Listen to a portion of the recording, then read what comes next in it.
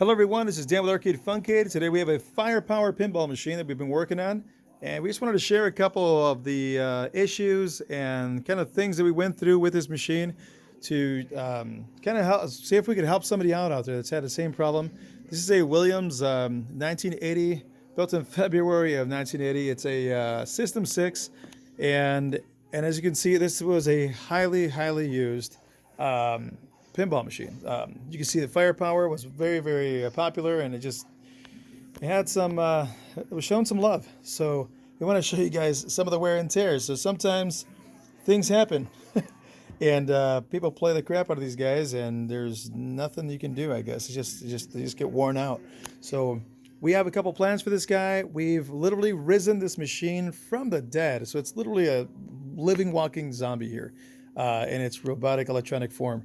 What ended up happening is that we found this guy. Somebody bought it at an auction, brought it in, didn't know what to do with it. It was so torn up and burned up that the wiring harnesses were extremely bad. I mean, these things were just freaking nuts. We ended up changing out the board and putting in a not new, but new working board to test out the lights. So all the lights were dead, and we were wondering why. So we took apart the rear driver board, and we were thinking it was some wiring. Like the first thing everyone thinks is maybe the wiring, connections, contacts, and it wasn't that. Then this next thing was going to be the MPU up top.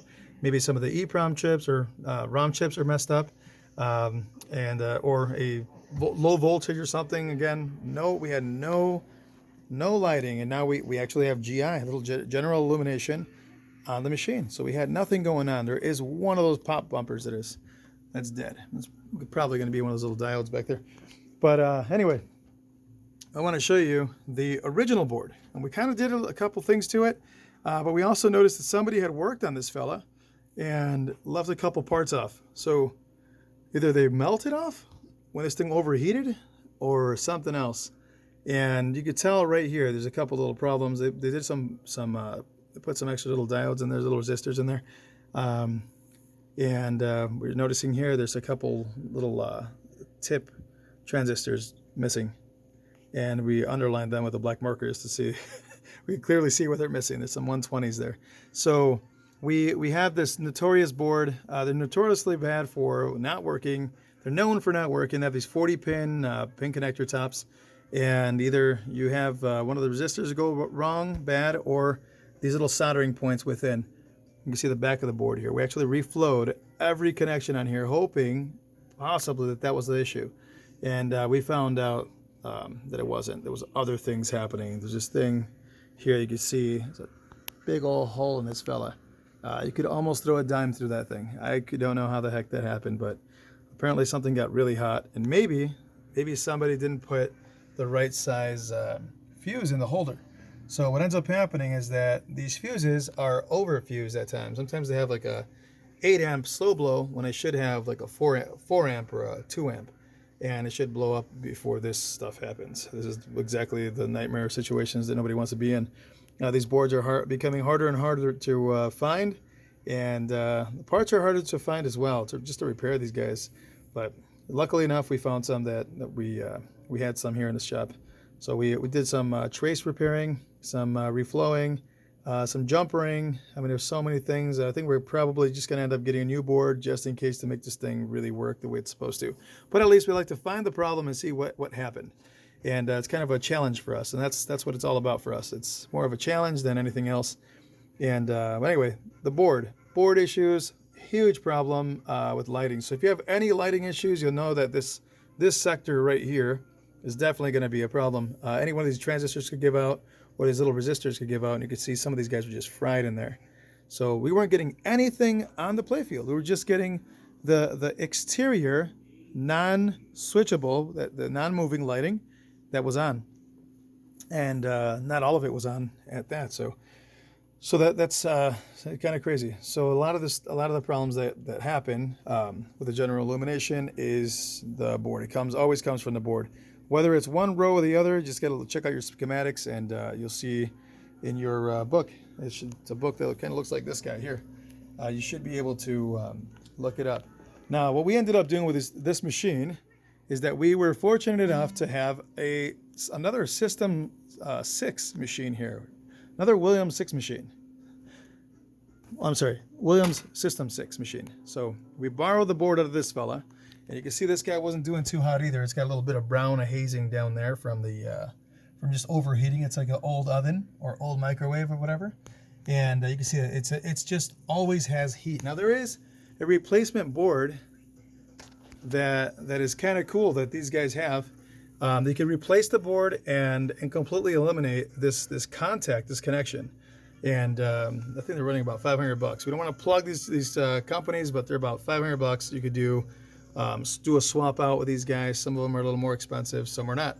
But yeah, so to do the full board, they're about $500. So it's kind of cool. But sometimes we've talked to a couple of companies that make these boards, the newer boards, and they're talking about these newer boards not being built as well as the older boards, which we kind of saw firsthand. We purchased a couple of boards that are brand new, and they're for Bally Williams machines, the more recent machines, and we found that some of those boards are dead upon arrival, which is crazy because there's no power thrown to these guys yet, and they're already dead.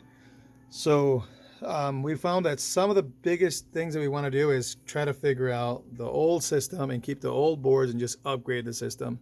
But again, you could always try your luck on a new board and just do that. So there's options. There's definitely options, depending on whether you want to keep the machine. If it's going to be in a commercial location, just keep it for just to play for personal use, or whatever. I mean, the whole idea is to keep them really running the way they're supposed to. But some people prefer to have the original boards, and whether they give them headaches or not, that's kind of the fun for them.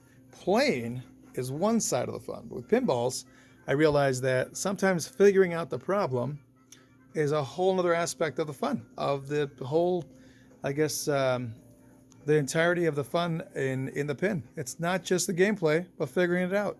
So sometimes that's kind of like what I'm in it for, which is kind of neat. But we like to figure things out. We would like to walk up to a machine and see, what does it need?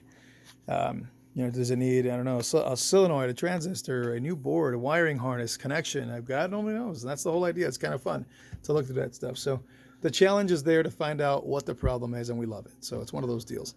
But yeah, we wanted to show you guys that, and one of the issues that these guys usually have is just the seating of these boards. And as I showed you guys with the flipping of that board, there's all of these contacts in here that you'll see that if you reflow them, you have a better connection. And again, with these little holes, those little pins popping through these holes, you can also take a small screwdriver, tiny screwdriver.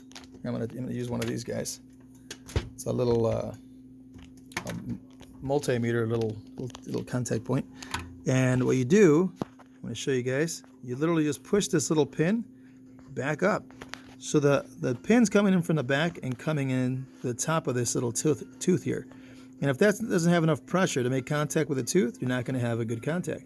And especially with this machine vibrating with the ball going inside, everything's moving around inside. So that's another issue. So what we do is just press this guy in just a little bit, give it a little pressure, and see if it stays in place. And sometimes it does, sometimes it doesn't. You just got to give it another hit. So it's one of those things. It's always nice to know what to do. So even with that, what we do is we take a small wire brush and we clean off the little teeth. I'll show you in this other one over here. These small pins here. What we do is we just clean them up with a small wire brush, very slowly, or we use like a 300 or 400 grit sandpaper, and we just pinch it over the wires and just slide it across. Slide it across really slow, back and forth, and you can even do it in small sections and just give it a couple rub downs there, and get her going. And I always suggest removing the batteries and putting them somewhere else. There's a relocation kit you could get for these guys. And you can take those off and connect it somewhere else. There's also an NV RAM kit. I don't know if they have them for this board. We haven't checked one out for this guy, but I believe you can buy an NV RAM little PROM, like a little EEPROM chip, a ROM chip. It looks like this guy. It's just a little different color. And you put them in a little socket like this. And it keeps all your memory. It gives you power, so you no longer have to use batteries and or have any battery acid damage. And that's one of the issues that we found. In fact, the soundboard we had that same issue. I'll show you guys a capacitor that we found here that was dropping acid all over the board. So we had this guy pop open and just drip acid. This was for a soundboard, and it went out and just started going crazy. So it messed up all the rest of the capacitors down below, and it messed up a little bit of the board. And that was for a Bally Lost World, but you'll see that with these guys as well. See these little capacitors? It's always a good idea if you have them, if you know how to solder it a little bit, to change out all the capacitors, just to make a heavier duty machine, just to have it, just kind of bulletproof it a little bit. It's always a good idea to do that. Also, to maybe even swap out the fuses. If they work, cool. If not, sometimes it's nice to take them off, clean the terminals, unplug your machine, take them off, clean the terminals, and put in some fresh fuses. You can throw these in a little Ziploc bag and have them as backups. But it's always nice to have brand new, fresh fuses.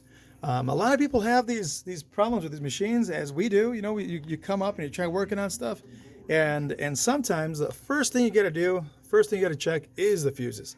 That's the first thing. There's so many locations for fuses on the machines. I've noticed that they're all over the place.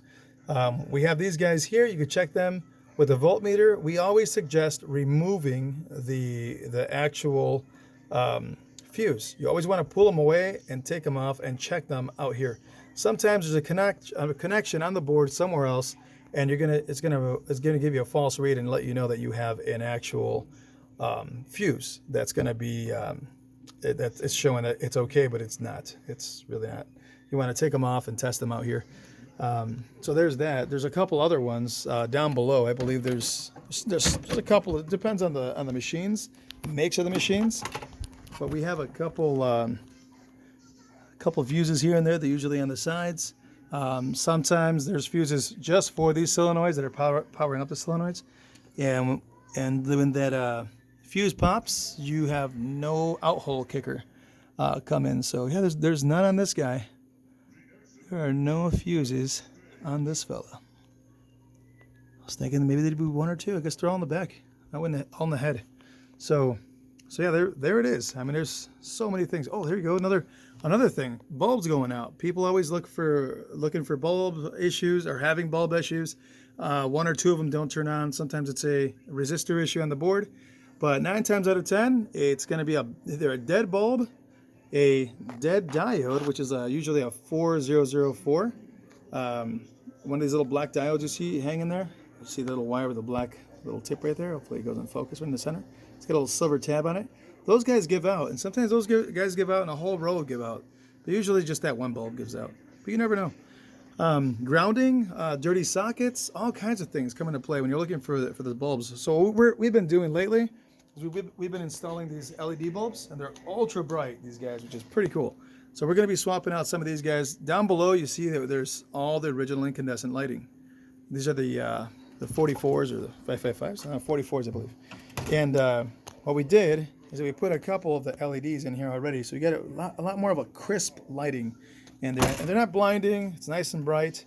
And it's kind of cool. So we like putting them in the back, being that the glass for these pinballs kind of get their butt kicked throughout the years. The lights are red hot, and they're baking the back sides of these pins. You see these little holes here, all these little white spots, and you see right there. You see right through the hole. What happens is there's a bulb right behind that guy. All these guys right here, they're all over the place. And what ends up happening is that they're so close to the glass, you can see they're usually about 1/4 inch, 1/2 inch away from the glass, and that heat is just sitting there. It's hot to the touch just being there. You don't even have to touch it. You can feel that heat emit, and it's kind of crazy. It burns up the back glass, and that's one of the more important parts of the pinball machine. You want to keep them looking nice, and when they're not looking nice, I mean, all you do is you're just trying to replace them. They're kind of expensive. They're getting more and more harder to find, and a little rarer to find, and sometimes they're not even silk screen like the old ones were. They're just a translite, just a piece of graphic you stick to a glass or sandwich a piece together. So there's a lot of little details. These pinballs overall, they're kind of crazy. We want you guys to stand by, keep on stopping by and checking this out. This is going to be the first part of this pin. Again, we resurrected this guy. It had no glass, no lock bar. We got this guy. It was literally dropped off and left here, and it was completely dead. It had none of the digital displays. We just so happen to have boxes of parts everywhere, and we're like, hey, we have that and we have this. There was also flippers missing. I don't know how they played with no flipper, but they made that happen. Somebody made all this happen. So we're going to be sanding this down. There's going to be a lot of parts to this machine, a lot of videos. We're going to be sanding this guy down completely. We're going to add on a hard shell top graphic on this guy. We wanted to just buy a whole new playfield, but we wanted to test out what it was like to have a full graphic artwork that you just peel and stick. We're going to sand this all down. There's a lot of details to that as well, a lot of work to that. You can see that some of these guys are concave, and we got to sand these fellas down so we can get that guy nice and smooth. We're going to be taking everything off this fella, and the entire play field, all the wiring, the harnesses and stuff are going to be disconnected from the back. We're going to yank this off and connect it onto a rotisserie so we can flip it around, clean it up, and flip it back, cover up all the little ins and outs and all the little rollovers and the kickouts, and you cover them up. And we're going to do a sealer on this. We're going to sand everything down and do a bunch of stuff. So we're gonna do a couple things. We're gonna overhaul this machine, and we wanted to kind of use this as a catalyst, I guess, to kind of show how and what we do. We've done several of them, and we've never really documented them. And I think that's one of the things that we really been we should have been doing since for a while there, but we just haven't. So we're now gonna start. We're gonna start showing off our work.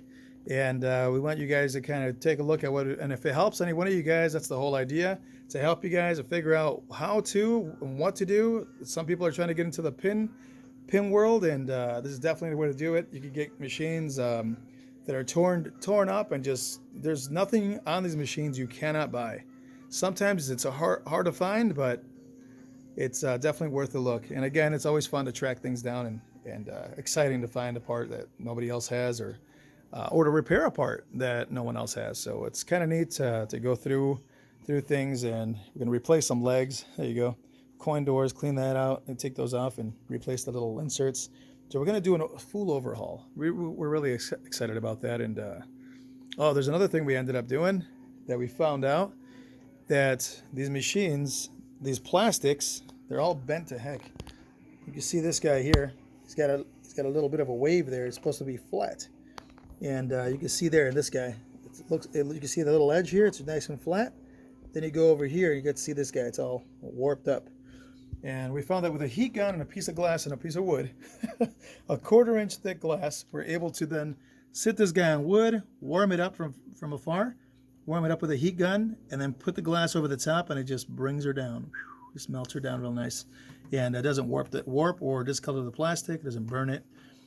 So many little things that we've learned throughout the years that we've been able to apply to our machines, and that's one of the most helpful ones. Otherwise, you're going to have to go spend $200 or so on a new plastic kit for the machines, and that's if you can find them. At times you can't, sometimes you can. So a lot of places out there you could definitely find remakes, so that's really nice. But anyway, yeah, thanks for watching, guys. This is Dan with Arcade Funkade. If you guys have any questions, feel free to drop us a line. Give us a call at 402-641-4482. If you have a pinball machine that you want us to repair, go through, you can easily give us a call, and we arrange for pickup. You can ship it out to us. We'll repair it, and we'll ship it right back. If you're close enough, we'll pick it up in person, repair it, and have it back to you within the month, which is pretty awesome, depending on what we're going to do to it. So there's that, and I wanted to leave you guys with that note. You guys have a great day. Thanks for watching. And again, Dan with Arcade Funkade. Over and out.